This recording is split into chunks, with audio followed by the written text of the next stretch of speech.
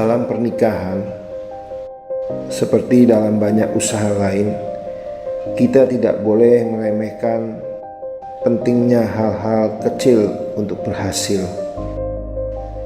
Tembok besar di Cina dibangun satu bata demi satu bata. Piramid agung di dataran tinggi Giza di Mesir dibangun batu demi batu. Mengabaikan rincian kecil dapat menyebabkan konsekuensi yang serius. Banyak pernikahan terlibat dalam kesulitan karena kedua pasangan mengabaikan rincian kecil. Perhatian sehari-hari yang menguatkan hubungan mereka dan juga berupa pengabaian, ketidakpuasan, dan persoalan yang tidak teratasi yang merusak kebun-kebun anggur kebahagiaan mereka. Pasangan suami istri perlu memberikan perhatian yang semestinya untuk membantu memastikan sukses jangka panjang, kesehatan, dan vitalitas pernikahan mereka. Tuhan Yesus memberkati. Shalom, jumpa kembali dalam seri pengajaran firman Tuhan tentang keluarga. Saya berdoa keadaan Bapak Ibu semua dalam keadaan baik, dalam keadaan sehat, dan yang paling penting adalah dalam keadaan berbahagia. Minggu lalu kita sudah belajar tentang unsur-unsur cinta. Kita juga sudah diberi merit check up untuk mengetahui bagaimana kondisi pernikahan atau rumah tangga yang sedang Bapak Ibu, Saudara, dan saya sedang jalani. Hari ini kita akan masuk lebih lagi. Seringkali terjadi bahwa berjalannya waktu, berjalannya tahun pernikahan, maka kadang-kadang tanpa sadar gairah, passion itu kemudian berkurang. Nah, hari ini kita akan masuk dalam pembahasan, kita akan belajar, kita akan mencari tahu apa yang menjadi penyebab sehingga gairah, passion itu menjadi berkurang. Untuk itu mari kita berdoa lebih dulu. Mari kita berdoa. Bapa di surga, terima kasih buat waktu kesempatan kembali kami boleh belajar tentang keluarga yang Tuhan sudah rancang di surga dan dibangun di bumi. Karenanya berhikmat buat kami semua, pengertian yang lebih dalam lagi, sehingga firman ini boleh kami lakukan dalam kehidupan pernikahan kami. Berkati dari awal, pertengahan, hingga pada akhirnya. Hamba berdoa buat setiap pendengar, setiap jemaat, dimanapun mereka berada, biar Tuhan juga melawat satu persatu keluarga demi keluarga. Terpuji namamu, di dalam nama Yesus kami berdoa. Haleluya. Amin. Mari kita lihat firman Tuhan lebih dulu, Hosea pasal yang keempat, ayat 6a. Demikian firman Tuhan, Hosea pasal 4 ayat 6a dikatakan, umatku binasa karena tidak mengenal Allah. Kalimat tidak mengenal Allah dalam terjemahan bahasa Inggris dikatakan lack of knowledge, tidak berpengetahuan.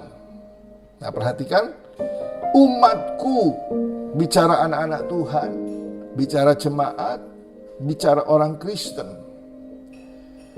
Maka saya bisa sampaikan bahwa firman ini berkata, umatku binasa karena tidak mengenal Allah.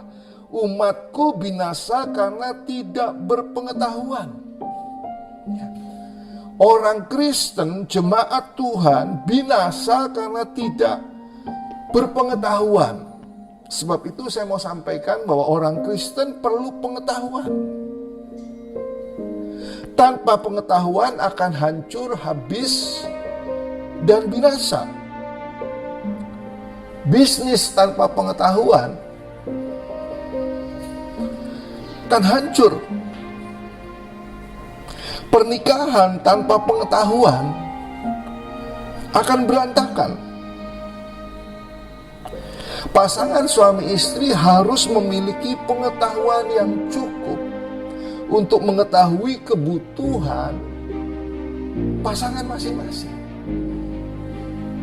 Karena firman Tuhan sudah katakan jelas, umatku akan binasa tanpa berpengetahuan.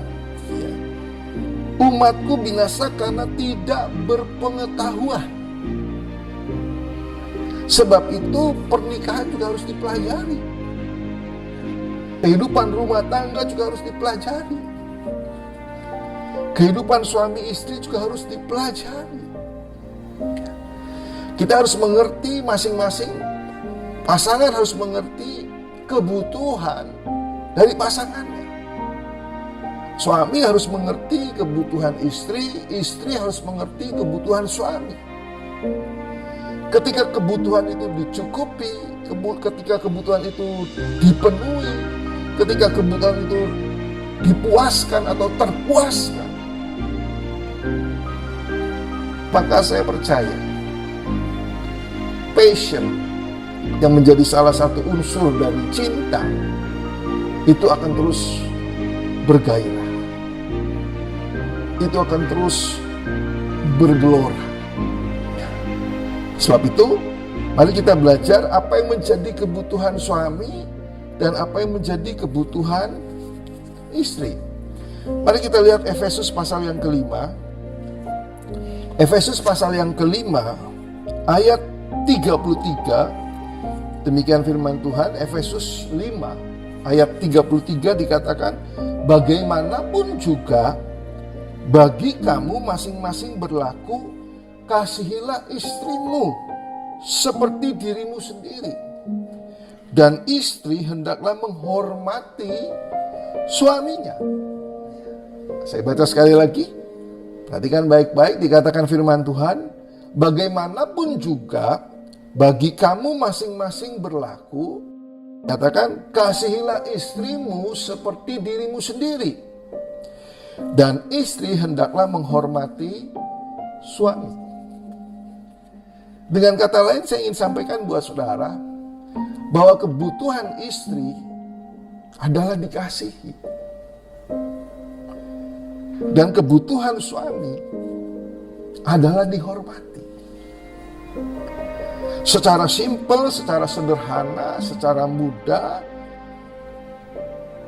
itulah yang namanya kebutuhan dari istri dan kebutuhan dari suami. Tapi yang terjadi adalah seringkali suami istri salah mendefinisi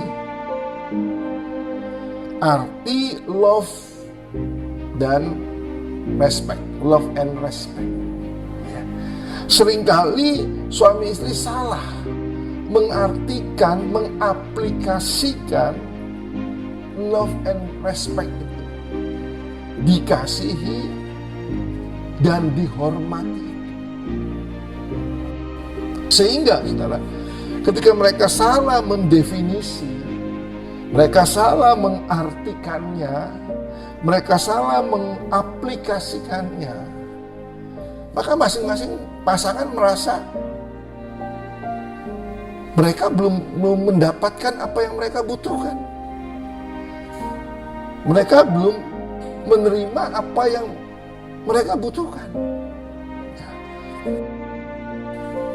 Kadang istri merasa tidak dikasihi, sementara suami bilang, loh, sudah mengasihi.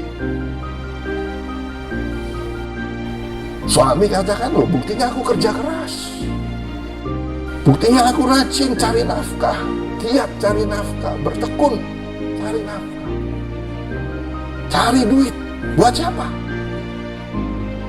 Dan semua sudah diberikan kepada istrinya. Suami merasa bahwa semua sudah dipenuhi, semua sudah dicukupi. Kurang apa lagi? Bagaimana bisa disebut tidak mengasihi? Saya mau bilang bahwa masalahnya bukan dicukupi atau tidak. Masalahnya bukan sudah dipenuhi, terpenuhi atau tidak. Masalahnya adalah terpenuhi rasa dikasihi atau tidak. Masalah persoalannya adalah apakah istri merasa sudah terpenuhi rasa dikasihi itu. Persoalannya adalah apakah istri merasa terpuaskan dengan rasa dikasihi itu. Nah, ini seringkali yang menjadi menjadi salah pengertian satu dengan lain. Istri sekalipun dikasih uang banyak, disediakan segala sesuatu, kalau rasa dikasih itu belum terpuaskan, istri akan merasa tidak dikasih. Mengapa? Saya perlu sampaikan supaya kita semua mengerti, baik suami, baik istri, bahwa pria itu terbiasa berpikir logika. Pria-pria atau suami-suami itu berpikir secara logika. Sementara wanita atau istri lebih kepada perasaan. Sebab itu seringkali ada perbedaan, seringkali ada salah pengertian, karena suami merasa secara logika, dia berpikir logika, aku sudah memenuhi kewajibanku, aku sudah memenuhi tanggung jawabku, aku sudah memenuhi semua yang menjadi tugas tanggung jawab kepala keluarga, sudah tak sediakan, sudah berusaha mencukupi. Tapi bagi wanita, bagi istri, beda lagi. Kalau perasaannya belum terpuaskan, rasa dikasihnya itu belum dapat, dia merasa tidak diperhatikan. Dia merasa bahwa suaminya sudah tidak sayang lagi. Sebab itu harus dicari, harus dimengerti perbedaan ini. Bagi pria, contohnya bagi pria setelah kawin jadi suami istri sudah selesai. Sudah selesai. Dunianya sudah berbeda, dunianya sudah berubah. Pria atau suami ini akan disibukkan dengan kerja, disibukkan dengan karir, disibukkan dengan cari uang, disibukkan dengan cari nafkah. Sudah tidak ada lagi kisah-kisah roman. Sudah tidak ada lagi hadiah-hadiah. Sudah tidak ada lagi kejutan-kejutan yang dilakukan. Yang dulu mungkin waktu PDKT, waktu pacaran, waktu belum nikah, mungkin seringkali diadakan Valentine, hal-hal yang khusus dirayakan. Tapi setelah menikah, biasanya yang terjadi dalam kehidupan kaum pria atau suami-suami, mereka sudah disibukkan dengan dunia bisnis, dunia karir, dunia pekerjaan. Nah, berbeda dengan wanita. Bagi wanita, hal-hal seperti tadi perlu dan harus tetap dilakukan. Harus tetap dilakukan. Wanita masih memerlukan hal-hal seperti itu. Hal ini yang seringkali tidak dimengerti. Sebab itu saya ingin sampaikan bahwa kebutuhan dasar atau kebutuhan yang pertama dari wanita atau istri adalah kasih sayang. Kasih sayang.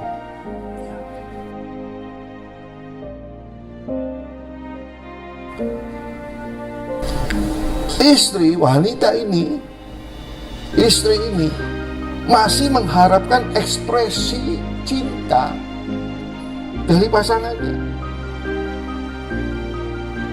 Gak peduli berapa lama sudah menikah, berapa tahun sudah menikah, gak peduli sudah punya anak atau belum, gak peduli sudah punya cucu. Wanita masih mengharapkan perhatian, masih mengharapkan ucapan-ucapan dari pasangannya, dari suaminya. Masih mengharapkan pelukan, ciuman dari pasangannya.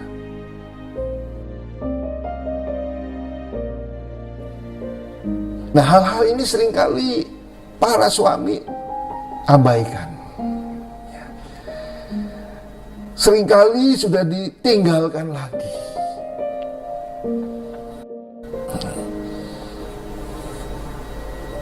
Mungkin karena merasa sudah bukan zamannya lagi. Mungkin sudah merasa sudah bukan remaja pemuda, kita sudah nikah, sudah jadian. Ya. Tak perlu lagi. Mungkin juga merasa malu kalau itu dikerjakan, dilakukan. Ya mungkin juga sungkan. Karena seringkali mungkin ada pria-pria atau suami-suami yang sebetulnya romantis, masih mau melakukan hal-hal yang seperti itu. Kadang-kadang tanpa sadar istri juga seringkali asal ngomong, asal nyeplok gitu ya, sehingga membuat suami akhirnya menahan diri. Mungkin ketika suami memberi satu pujian, menyatakan kasih cinta, mungkin istri nggak sadar, lebay, skombal. Nah, mungkin hal-hal yang seperti itu akhirnya membuat suami akhirnya menahan diri. Nah, lewat pelajaran ini saya ingin sampaikan kepada setiap pria atau setiap suami, lakukan terus. Lakukan terus. Sekalipun mungkin jawaban yang diterima tidak seperti yang kita harapkan. Jawabannya mungkin tidak pas. Lakukan saja.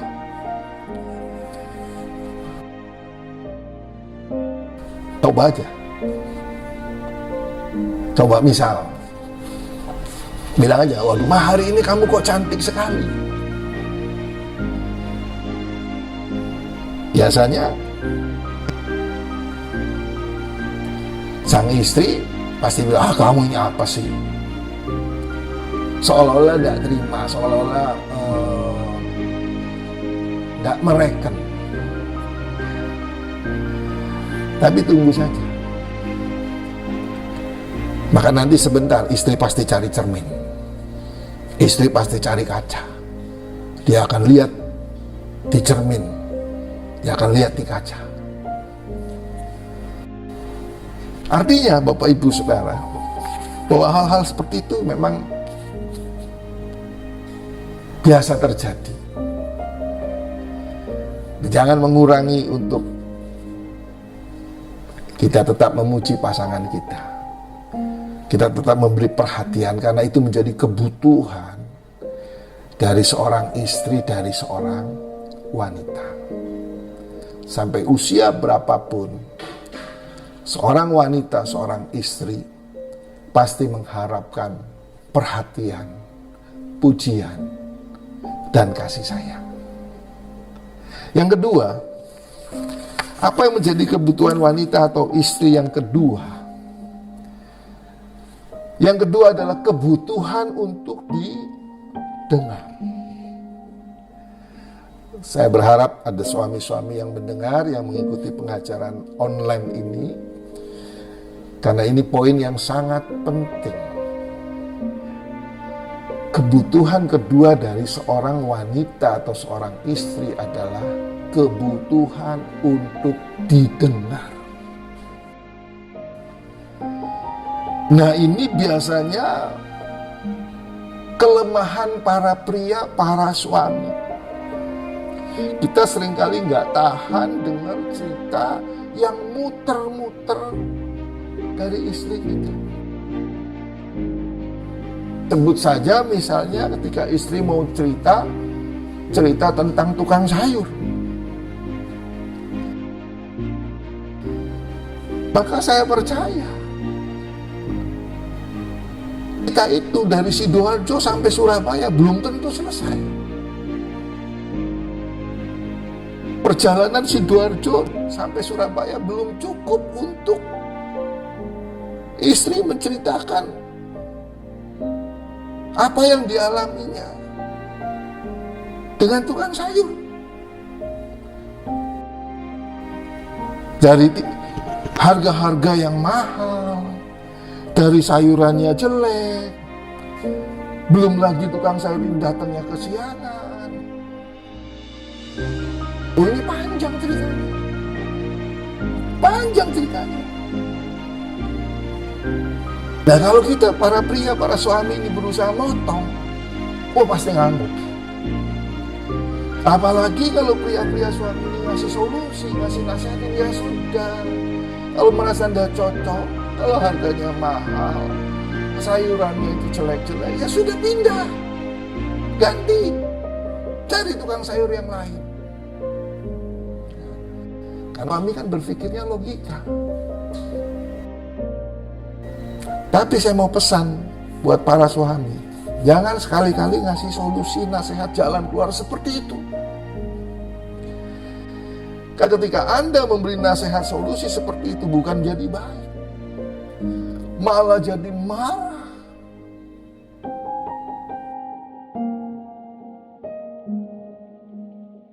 Karena sesungguhnya istri wanita ini tidak butuh nasihat, tidak butuh solusi. Wanita atau istri ini hanya kepengen ngomong, kepengen berbicara, mau cerita.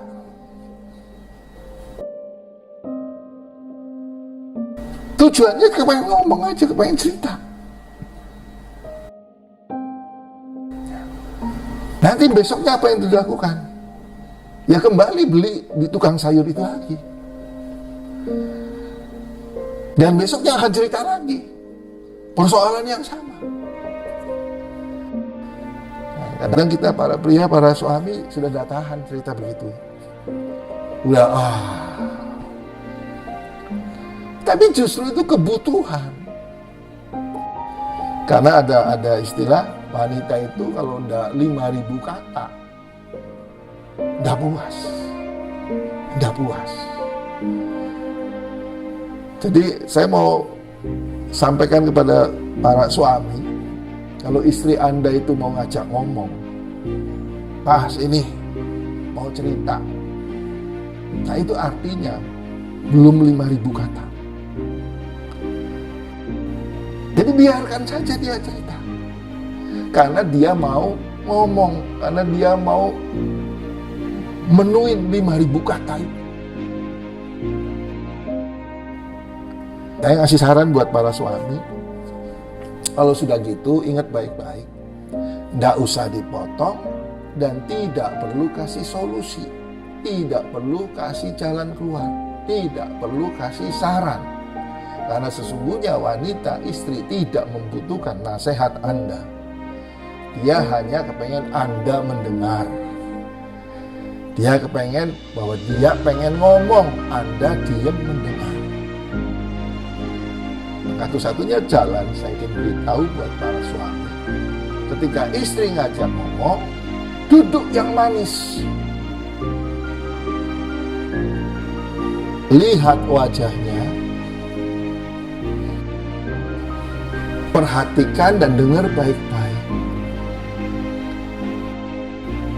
Sekali-kali kasih respon kecil. Sekali-kali kasih komen. Sekali-kali kasih semangat. Loh, terus gimana? Terus, loh, kok begitu? Nah, percayalah.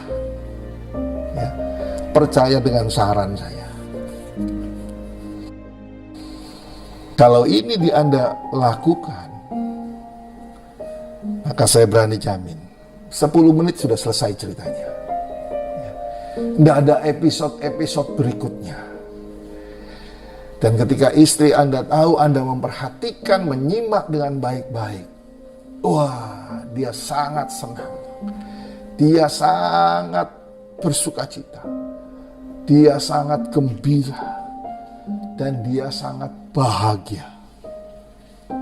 Nah, percaya praktek. Makanya kenapa pengajaran ini hanya setiap Kamis?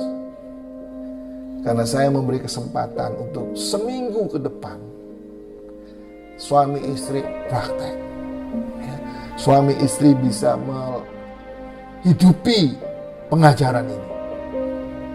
Dan saya percaya akan ada perubahan dalam kehidupan nikah dan dalam kehidupan rumah tangga, saudara. Yang ketiga, yang terakhir, apa yang menjadi kebutuhan istri? Yang pertama, istri itu butuh kasih sayang. Diperlakukan, nyatakan ekspresi cinta suami kepada istri dalam kehidupan sehari-hari. Sapaan, pujian, sentuhan. Nah, ini bisa memuaskan kebutuhannya akan rasa kasih sayang itu. Istri akan merasa nyaman, istri akan merasa aman karena percaya suaminya masih mencintai dia. Yang kedua, kebutuhan dari seorang istri yang kedua adalah minta didengar. Dia mau cerita, dia mau ngomong. Dia mau memuaskan 5.000 kata itu. Satu-satunya jalan yang bisa dia sampaikan pada suaminya. Kalau selama ini suami seringkali acuh, seringkali tidak respon dengan baik. Kadang-kadang tanpa sadar, suami ketika istri mau cerita, mau ngomong, atau istri ngajak ngomong, kita para suami sibuk nonton TV. Kita sibuk sambil baca koran. Kita sibuk lihat WA. Nah, ini yang membuat tidak terpuaskan. Ini yang membuat istri merasa sudah tidak dikasihi lagi, tidak disayangi lagi. Sebab itu saya dorong para suami, jadilah bijak.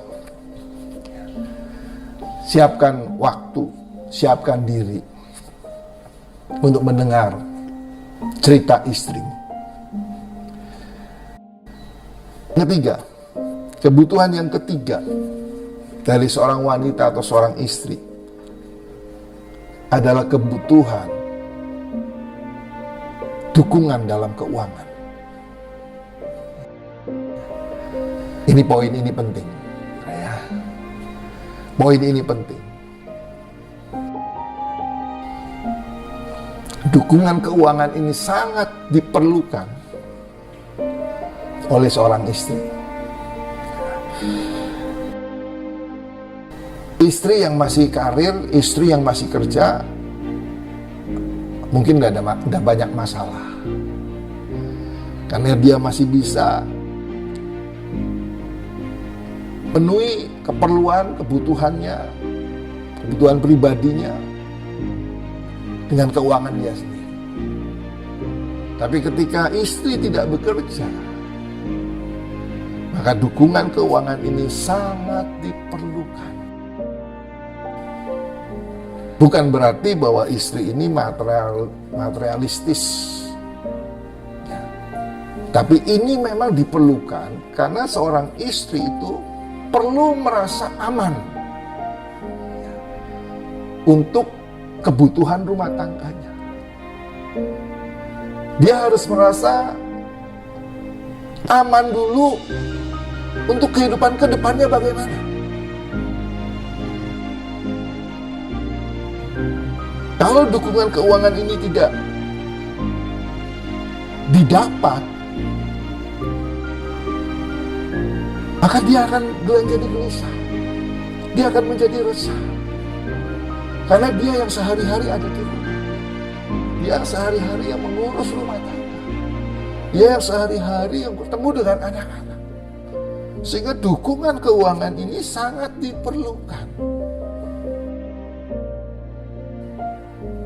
Yang kedua, kenapa dukungan keuangan ini diperlukan? Karena lewat dukungan keuangan, maka seorang istri akan bisa menjadi dirinya sendiri.